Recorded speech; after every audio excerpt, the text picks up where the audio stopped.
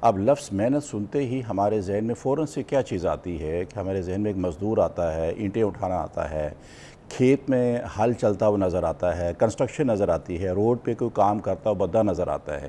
اسے ہم نے محنت سے جو ہے منسوب کیا، عمومی تصور یہ لیا جاتا ہے. اور دوسری بات یہ ہے کہ قسمت کا بڑا فیک کانسیپٹ یہ ہے کہ جو کچھ ہمارے لکھ دیا گیا ہے ہونا تو ویسے ہی ہے، تو پھر ہم نے کسی طرح کی کوشش و کاوش کیوں کرنی ہے؟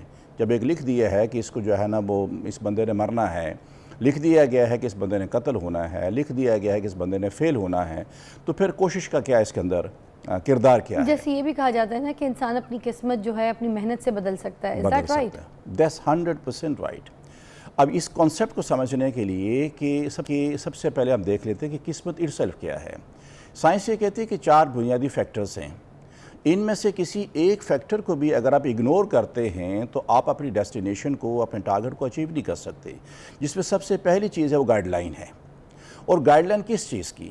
گائیڈ لائن ایک تو یہ ہے ٹیچنگ ہے، ٹریننگ ہے، آپ کے مختلف طرح کے آپ کے ایکسرسائزز ہیں، ایک یہ گائیڈ لائن. لیکن یہ گائیڈ لائن تب میسر آتی ہے جب آپ کو یہ پتہ چل جائے کہ آپ کے اندر یہ کام کرنے کا نیچرل ٹیلنٹ بھی ہے کہ نہیں ہے. تو سب سے پہلے ہم نے بچے کا جو ہے اس بندے کا نیچرل ٹیلنٹ فائنڈ آؤٹ کرنا ہوتا ہے. اس ٹیلنٹ کی فائنڈنگ اگر ہو جاتی ہے تو اس کے سکلز نہیں، ٹیلنٹ تو نیچرل ایبلٹی. لیٹ سپوز کہ آپ کے مسلز جو ہیں بڑے سٹرونگ ہیں، آپ مسلز کی بنیاد پر کیا کام کر سکتے ہیں؟ آپ کی وائس بہت اچھی ہے تو وائس کی بیس پر آپ کیا کام کر سکتے ہیں؟ آپ جو ہے آپ کی کیلکولیشنز بہت اچھی ہیں اور آپ اپنی کیلکولیشنز کی بنیاد پر کیا کیا کام کر سکتے ہیں؟ انہیں کہتے ہیں نیچرل ٹیلنٹ. یہ ہم نے 14 سال تک، پیدائش سے لے کر 14 سال تک عرصہ ہوتا ہے جہاں اس کو ہم نے فائنڈ آؤٹ کرنا ہوتا ہے. جب یہ فائنڈ آؤٹ ہو جاتا ہے تو پھر ان ٹیلنٹس کو، پوٹینشلز کو، ایبلٹیز کو یوز کرتے ہوئے جس سمت میں آپ کو لے کے جانا ہے، آپ کو ہم نے جو ہے نا وہ ایتھلیٹکس میں لے کے جانا ہے، آپ کو ایکٹنگ میں لے کے جانا ہے، آپ کو ہم نے سائنس میں لے کے جانا ہے. اب یہ آپ کے فیلڈ آ گئے ہیں. اب ان فیلڈ کو اچیو کرنے کے لیے what type of skills you need، یہاں پھر ہمیں سکلز کی ضرورت ہوتی ہے. 2 باتیں ہوگی. اور تیسری چیز جو ہوتی ہے وہ ہوتی ہے آپ کا ٹائم. ٹائم مین اپرچونٹی، کہ آپ کے پاس اپرچونٹی ملتی ہے آپ کو. لیٹس سپوز جیسے رائٹ نو اس میں ہمارے پاس ایک موقع ہے اپنی بات کو پوری قوم تک، لوگوں تک پہنچانے کا. تو تیسری چیز ہے کہ اپرچونٹی آ گئی ہے. اگر بندے کے پاس اس کا گائیڈ لائن کر کے اس کی اگر آپ نے ٹیلنٹ فائنڈ آؤٹ نہیں کر سکے تو آپ وہ کہیں بھی جتنی مرضی وہ کوشش کر لے وہ کبھی بھی کامیاب نہیں ہو سکتا. سب سے پہلے آپ کا گائیڈ لائن ہوگی، پھر آپ کے سکلز ہوگی، پھر تیسری چیز آپ کو ٹائم ہو گیا، اور چوتھی چیز ہے آپ کی اکاؤنٹیبلٹی. جب آپ نے پرفارم کر لیا تو پرفارم کرنے کے بعد ہم فیڈ بیک کہتے ہیں کہ کہاں پر جو ہیں وہ فلاز تھے اور ان کو کیسے امپروو کیا جا سکتا ہے. اگر یہ 4 فیکٹرز آپ پورے کر لیتے ہیں تو دنیا کا کوئی شعبہ ایسا نہیں ہے جس میں آپ کامیابی حاصل نہیں کر سکتے. سر یہ بھی بتائیے گا کیا کوئی ایسا وقت بھی آتا ہے جہاں پر صرف محنت جو ہے وہ کافی نہیں رہتی؟ دیکھیے اب ایک بندہ کوشش کرتا جا رہا ہے، بالکل بڑی خوبصورت بات آپ نے کی ہے، لیکن اس کو ایک موقع نہیں مل رہا. جب موقع ہی نہیں مل رہا تو وہ اپنے آپ کو ایکسپوز نہیں کر پاتا. وہ جو موقع نہ ملنا ہے، یا بسا موقع تو آیا لیکن اس کی تیاری مکمل نہیں تھی تو اسے وہاں سفر کرنا پڑتا. میں مثال کے طور پر آپ نے نام سنا ہے جہانگیر خان کا. جہانگیر خان جو ہے بچپن میں ان کی ٹانگیں بہت کمزور تھیں اور یہ زیادہ چل نہیں سکتے تھے. پھر ان کے ہرنیے کا آپریشن بھی ان کا ہوا تھا تو ڈاکٹر نے ان کو کسی طرح کے جو ہے واک ان چیزوں منع کیا ہوا تھا. اب اس کا مطلب یہ ہوا کہ جو ڈاکٹر کی ایڈوائس جو تھی وہ ایک ہے، فزیکل فٹنس ایک الگ چیز ہے. لیکن چونکہ اس خاندان میں جو ہے اسکواش کا بڑا ان کا ایک نام تھا ان کا، تو یہ چھپ چھپا کے کرتے رہے، کھیلتے رہے. کہتے کہ 16 سے 18 گھنٹے یہ کورٹ میں لگے رہے. اور پھر وہی جس کو چلنے سے، زیادہ دوڑنے سے منع کیا تھا، اس نے ورلڈ ریکارڈ کام کیا اور 555 کنٹینیوس میچ جیت کر ورلڈ ریکارڈ اس بندے نے قائم کیا. اچھا سم ٹائمز آپ نے دیکھا ہوگا بہت سے کچھ ایکٹرز بھی ہیں اور کوئی ایسے بزنس مین بھی ہیں، کوئی ایسے انفلوئنسر بھی ہیں، بہت سارے ایسے اپنے اپنے شعبوں میں لوگ ہیں جو یہ کہتے ہیں کہ بھائی ہماری لک کام کر گئی، ہماری تو نہ شکل تھی نہ منہ متھا تھا، اس کے باوجود ہم کتنے آگے نکل گئے اور وہ بڑی بڑی شہرت حاصل کر چکے. اور جو حسین ہے، جمیل ہے، ٹیلنٹ ہے، اچھی ایکٹنگ کرتے ہیں، خوبصورت ہیں یا اچھا گاتے ہیں، ان لوگوں کو آگے جان سی تو وہ کہتے ہیں ہماری قسمت خراب ہے، وہ کہتے ہیں ہماری تو قسمت لے گئی ہمیں.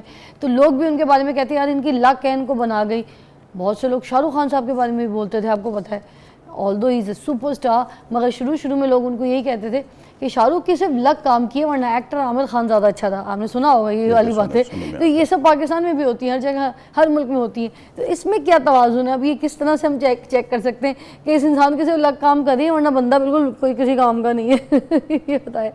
دیکھیے میں پہلے بھی گزارش کر چکا ہوں, ایک بندہ نا بڑا اس کے حالات بڑے تنگ تھے, یعنی معاشی طور پر بہت ماٹھا تھا وہ کسی کے پاس جگہ بیٹھا رہتا, دیکھا کہ اس بندے کے جو ہے نا حالات بڑے تنگ ہیں, تو انہوں نے مشورہ کیا اس کے میں کیا کروں, میرے حالات بہت تنگ ہیں, بچے میرے تنگ ہیں. انہوں نے کہا کہ دیکھو یار تمہاری قسمت جو ہے نا وہ جو سامنے پہاڑ ہے اس کے نیچے دبی ہوئی ہے.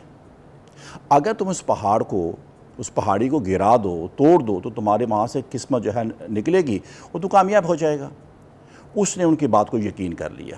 کرنے کے بعد دن رات لگا رہا, اس کو کھودتا رہا, اس میں پتھر تھا, اس میں باقی چیزیں توڑتا رہا. ایک لمبا عرصہ لگ گیا اس کے پاس. آخر کو پہاڑ گر گیا اس کا.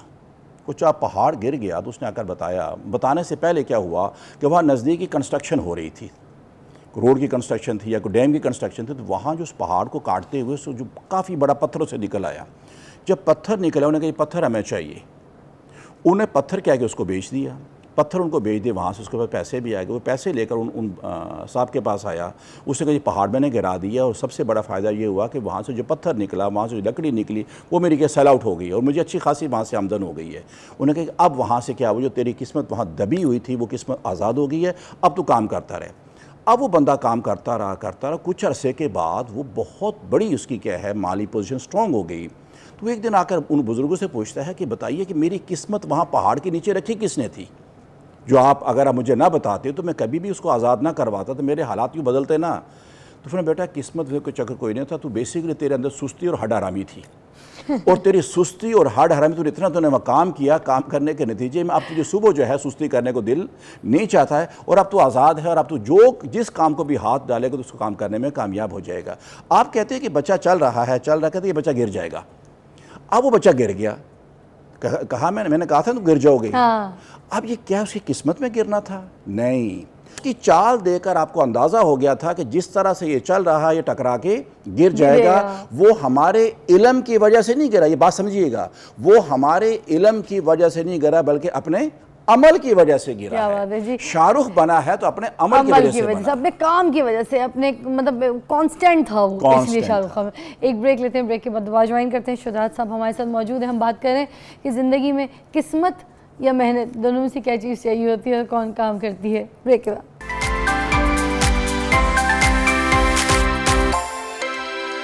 Welcome back, you watching morning with فضا. اچھا سر, میں یہ پوچھنا چاہوں گی, ایک بچہ غریب گھر میں پیدا ہو, ایک بچہ امیر گھر میں پیدا ہوا.